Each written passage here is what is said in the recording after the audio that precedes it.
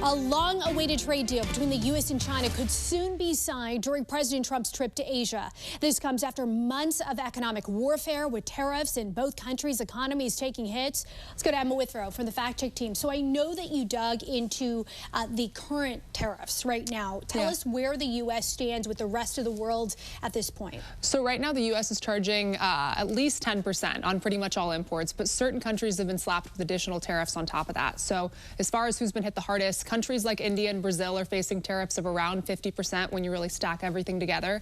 China's also still a pretty big target too, especially with new tariffs on Chinese cargo handling equipment that are set to take effect next week at 100%. This could all change though depending on what type of deal China and the U.S. work out this week, and also whether or not the Supreme Court strikes down Trump's tariff strategy entirely next week, which they're set to make that on November 5th. So some deals with the UK and Japan, I believe. Tell us the current status of that point and where relations are right now.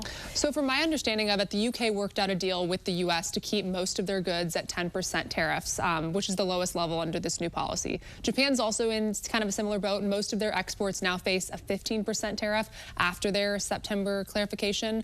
That's still higher than before, but a lot lower than what India or Brazil are facing. And then just for context here, the Tax Policy Center says these tariffs could raise around $2.5 trillion in the next 10 years, but at the same time are estimated to cost the average American family around $2,600 a year. All right, Emma, thank you so much. Thanks. A little later on, Emma will be back to dig into how we got here, of course, and the impact China has on global trade.